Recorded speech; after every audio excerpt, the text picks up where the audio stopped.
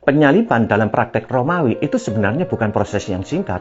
Itu adalah bentuk hukuman yang sengaja dibuat lambat dan sangat menyiksa. Para penjahat biasanya dibiarkan tergantung berjam-jam, bahkan bisa berhari-hari, untuk jadi tontonan publik yang sangat horor. Tujuannya jelas, supaya rakyat takut dan kapok melawan pemerintah Romawi. Sejarawan kayak Flavius Josephus dan Seneca the Younger pernah mencatat betapa panjang dan brutalnya proses itu. Intinya, di salib itu kematian disuruh telat jemputnya. Tapi ada yang aneh dengan kisah Paskah. Yesus tercatat hanya tergantung sekitar 6 jam. Dari jam 9 pagi sampai jam 3 sore. Ini semua anomali, keanehan. Kenapa bisa secepat itu? Kalau kita lihat dua penjahat di kiri dan kanan Yesus, mereka harus dipatahkan kakinya. Atau istilahnya crurifragium, sebuah metode resmi biar mereka cepat mati karena nggak bisa lagi menumpu tubuh untuk bernafas. Mereka dipaksa mati karena tekanan para tokoh agama yang ingin membereskan semuanya sebelum Sabat Paskah tiba.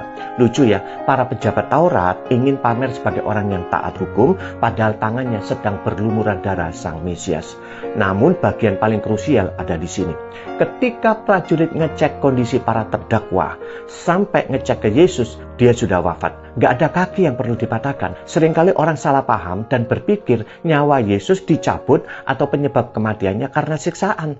Padahal kalau kita teliti lagi, Yesus sendiri yang bilang kalau gak ada satupun makhluk yang bisa mengambil nyawanya. Ia memberikannya menurut kehendaknya sendiri. Di detik terakhir ia berkata, "Ya Bapa, ke dalam tanganmu kuserahkan nyawaku." Lukas 23 ayat 46. Nah, poin ini yang membuat Injil jadi sangat keren. Salib itu bukan cerita tentang manusia yang berhasil membunuh anak Allah. Salib adalah kisah tentang seorang anak yang dengan sadar dan penuh kedaulatan menyerahkan nyawanya kepada Bapa. Dua penjahat di samping Yesus mati karena sistem hukuman, tapi Yesus mati karena berserah. Yang satu dihabisi, yang satu mengorbankan diri. Perbedaan ini bukan cuma detail kecil, tapi disinilah inti keselamatan kita. Kalau nyawa Yesus cuma dicabut paksa, maka salib hanyalah sebuah tragedi yang menyedihkan. Tapi karena nyawa itu diserahkan secara sukarela, salib berubah menjadi kemenangan yang agung.